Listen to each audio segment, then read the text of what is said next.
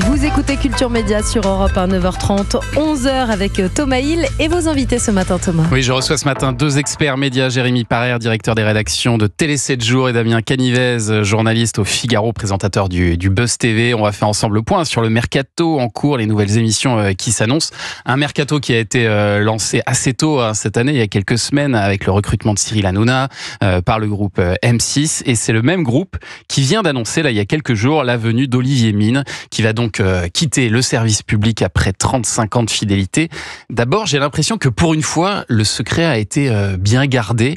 Est-ce que vous avez été surpris, vous, dans vos rédactions, par cette nouvelle ? Ah, mais personnellement, au Figaro, oui, on a été tous surpris parce que généralement, lorsqu'il y a un tel transfert, il y a toujours des bruits de couloir, des rumeurs. Et là, j'avoue qu'on a tous appris ce transfert via le communiqué d'M6 et on a tous été étonnés. Après, est-ce qu'on a été surpris ? Je dirais que non, parce que c'est vrai qu'Olivier Mine était sans doute l'animateur de France Télévisions le plus sous-coté, c'est-à-dire qu'il était mis au placard.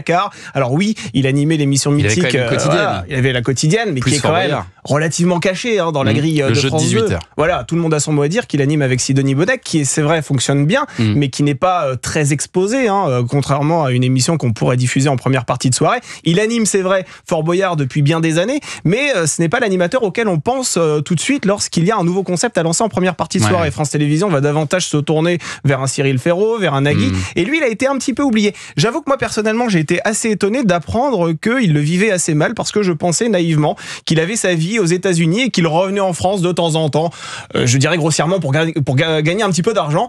En l'occurrence, non, apparemment, il le vivait assez mal et voilà, il avait vraiment envie de voir autre chose. Davantage sur le service public. Vous avez été surpris moi, surpris par l'annonce, mais effectivement moins par les raisons. Enfin, en tout cas, j'ai pas été surpris du choix d'Olivier Mine, qui effectivement, je pense que à son avis, ça ronronnait un petit peu sur France Télé, pas beaucoup de nouveautés. Effectivement, pas appelé en premier, comme premier nom sur les nouveaux projets.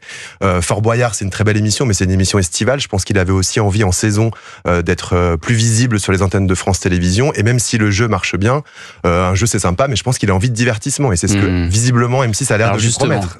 Qu'est-ce que lui promet M6 ? Est-ce qu'on en sait plus là-dessus ? Est-ce qu'on commence à avoir des infos ? En tout cas, dans le communiqué qu'M6 a envoyé, c'était écrit qu'il venait pour animer visiblement une grande case de divertissement dans le groupe. Alors, est-ce que ce sera sur M6, sur W9, on ne sait pas, mais en tout cas pour du divertissement, et c'est visiblement ce qu'il a envie de faire. Et c'est forcément une nouveauté, du coup, c'est pas un jeu qui existe déjà, qu'on pourrait lui donner. Ça, c'est possible, on a parlé du maillon faible. Oui, et moi je le verrais bien aussi aux commandes de la France, un incroyable talent. Vous savez, on a entendu récemment parler de Jarry à la tête de ce programme, qui pourrait remplacer Karine Le Marchand. En l'occurrence, Olivier Mine arrivant au sein du groupe M6, ça pourrait être le client idéal aussi pour animer ce format. Pour les émissions musicales aussi, parce qu'il avait animé les Victoires de la musique. Il y a beaucoup d'émissions musicales un peu événementielles sur les antennes du groupe M6. Il y a des obligations qui font qu'ils sont obligés de le faire, mais il pourrait aussi être très bon sur ces gros barnums en public. Et alors Olivier Mine qui présentait deux émissions quand même, vous les avez mentionnées sur France 2. Est-ce qu'on sait déjà qui va remplacer Olivier Mine ? Alors, le journaliste Clément Garin a annoncé sur Twitter que Bruno Guillon aurait été choisi par la direction pour lui succéder aux commandes de Fort Boyard.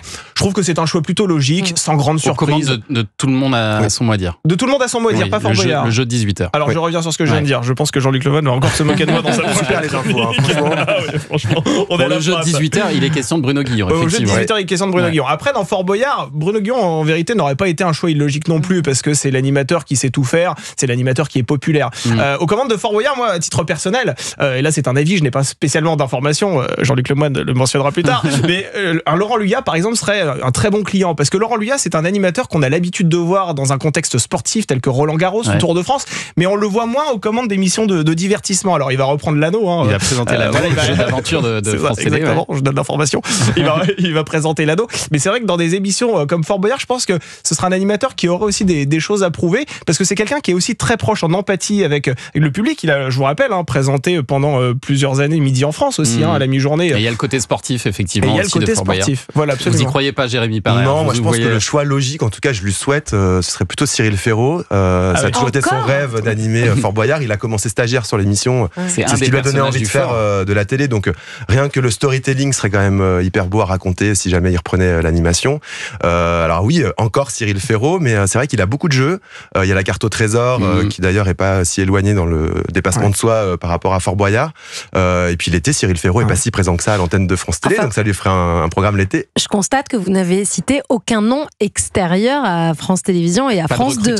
Donc vous ne voyez pas quelqu'un arriver de l'extérieur, ça serait un animateur forcément qui est déjà sur la chaîne. C'est vrai qu'il y a, je trouve, beaucoup de talents déjà en interne qui ne sont pas vraiment exploités. Je peux aussi vous citer par exemple un Damien Thévenot qui effectivement a tendance à être un petit peu relégué au second plan. Le week-end. Absolument. Après Cyril Ferraud, moi je dis attention à ne pas en faire trop, parce que Cyril Ferraud, il est aussi déjà présent dans Fort Boyard. Il y a ce personnage, vous savez, qui est très Cyril Gosbeau. Voilà, exactement, qui est déjà assez présent. Après, ce serait peut-être une forme de consécration pour lui, puisque Cyril Ferraud, on rappelle qu'il a commencé en tant que stagiaire aussi dans Fort Boyard. Donc ce serait peut-être aussi pour lui ça une forme à lâcher autre chose, parce que c'est vrai qu'il a énormément de programmes, donc il y a peut-être un problème d'agenda aussi au bout d'un moment. Mais tout fonctionne pour lui. Vous voyez, 100% logique, ça marche très bien. Peut-être qu'il faudrait qu'il se concentre sur ces émissions qui fonctionnent bien avant peut-être de reprendre ce genre d'émission et qui pourrait faire peut-être l'émission de trop. Alors il y a aussi le comédien Tom Villa qui devrait venir sur M6 animer le jeu de Prime Murder Party. On en a parlé ici il y a quelques semaines. En tout cas, pour l'instant, c'est vraiment, on peut le dire, le groupe M6 qui anime ce mercato. Il faut dire que c'est aussi le groupe qui a, semble-t-il, le plus de difficultés d'audience en ce moment. C'est compliqué pour M6. Il y a deux choses, c'est-à-dire qu'il y a effectivement les audiences qui sont un peu compliquées. Je pense qu'ils ont vraiment envie de consolider, de remonter au-dessus des 10% de part d'audience sur l'ensemble de la grille, et c'est un peu compliqué parce qu'il y a eu énormément de contre-performances.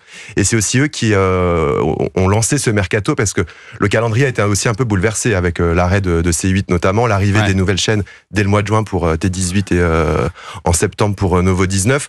Donc je pense qu'ils sont allés, ils ont un peu devancé ce calendrier pour aller chercher ce dont ils avaient besoin. Et on voit bien que, à l'inverse de ce que pensait Nicolas de Taverneau, qui avait toujours été convaincu que c'était le programme qui était le plus fort et pas l'animateur, on sent que là, ils ont besoin quand même de grosses têtes d'affiche pour vraiment fédérer les téléspectateurs autour du poste. Cyril Hanouna, évidemment, sera très attendu, et parce que je pense que sa communauté va le suivre sur n'importe quelle chaîne. Et Olivier Mine, vous le disiez, et Tom Villa, qui est quand même aussi un comédien connu. Donc forcément, ça attire les gens. Donc M6 a un enjeu d'audience et d'image aussi, je pense, pour avoir de nouvelles marques fortes et de nouveaux visages forts. Mais ça veut dire qu'ils misent davantage sur des visages, parce qu'on a l'habitude de dire qu'M6 mise d'abord sur des concepts forts. Peut-être qu'ils sont arrivés au bout de cette logique-là. Moi, je suis pas certain justement que ce soit la bonne stratégie à adopter, parce qu'aujourd'hui, rares sont les visages qui arrivent à fédérer suffisamment de téléspectateurs pour les ramener, pour remplir la salle. Alors on peut citer effectivement Cyril Hanouna, que Jérémy vient de citer à l'instant, peut-être un Pascal Praud, mais on peut pas citer, je pense, beaucoup d'animateurs qui sont capables en leur propre nom de fédérer des centaines de milliers de téléspectateurs. Je reste convaincu que le concept, malgré tout, reste fort, et c'est ce qui fait que les téléspectateurs vont venir. Je peux vous citer des exemples. Les Traîtres, qui c'est vrai, ont eu une audience assez mitigée lors de la dernière saison. Et on va parler de la finale, très effectivement, qui n'a pas fait un score flamboyant non plus ce week-end. Marie au premier regard, c'est un concept très fort. Je pense qu'on peut reconnaître à M6 ce mérite aussi de tester aussi les émissions sur W9. C'est aussi une forme de laboratoire. Vous voyez, The Cerveau, The Power, il y a plein d'émissions qui sont testées aussi. Alors après, voilà, on en pense ce qu'on veut, n'est-ce pas ? Mais en tout cas, voilà, M6 teste des choses, parfois avec succès, parfois. Mais il y a des visages forts aussi. Karine Le Marchand, par exemple, qui, quand elle est arrivée à La France, un incroyable talent, a quand même, les audiences ont vraiment remonté. Et si aujourd'hui un incroyable talent fête ses 20 ans en grande pompe, c'est aussi parce qu'elle est venue remonter les audiences. Donc je pense qu'ils sont partagés justement entre des concepts très forts et des visages très forts. Et s'ils peuvent allier les deux, ce qui semblerait, ils aient envie de faire ça, je pense que ça peut être tout bon pour eux. Du côté du service public, maintenant c'est une année un peu particulière, parce que l'Arcom doit se prononcer là sur le nom du nouveau patron de France Télé. Delphine Ernotte est candidate à un nouveau mandat. Il y a 3 autres postulants, et même si Delphine Ernotte est reconduite, il est fort probable qu'elle change de directeur des programmes. Donc l'usage veut que l'actuel n'engage pas trop de frais sur la rentrée. Donc a priori, il ne devrait pas y avoir de gros changements à la rentrée de septembre sur France Télé. Ce sera peut-être plutôt pour janvier d'ailleurs. Oui, absolument. Il y a eu déjà pas mal de bouleversements au niveau des grilles, avec un Si Grand Soleil, par exemple, qui est arrivé sur France 3. Il y a des émissions qui sont relativement jeunes aussi, qui viennent d'être lancées. Je pense à celle de Bruno Guillon, par exemple, le matin. On peut aussi citer des émissions qui marchent bien. Ça commence aujourd'hui. Je suis pas certain qu'il y ait beaucoup de bouleversements sur les grilles de France Télévisions. En revanche, il y a urgence, selon moi, sur France 4, parce que France 4, vous savez qu'à partir du 1er juin, va passer du canal 14 au canal 4. Et là, à ce moment-là, cette chaîne fourre-tout, vous avez parfois des matchs qu'on ne peut pas mettre sur France 2 ou France 3. Il va falloir vraiment avoir une stratégie cohérente, à mon avis, pour pouvoir justement proposer une offre digne de ce nom sur un canal qui sera de fait de la numérotation très exposé. Il sera là certainement le grand changement de la rentrée avec France 4, avec l'arrivée aussi de ces nouvelles chaînes sur la TNT et quelques petits changements, notamment on parle d'Agathe Le Caron qui va certainement céder sa place à la tête des maternelles. On va parler de tout ça dans un instant. On va continuer à parler du mercato en cours et puis le journal des médias d'abord qui arrive avec Julien Pichenet. Un autre expert média qui est autour de la table, Julien Pichenet et son journal des médias. On va revenir sur toutes les infos du week-end. On va parler de la polémique Ardisson dans l'émission Quelle époque de Léa Salamé. On va vous dévoiler le nouveau nom de l'émission de Cyril Hanouna sur W9. Et puis on va parler des To Be Free, très à la mode en ce moment dans les médias. À tout de suite sur Europe 1. Culture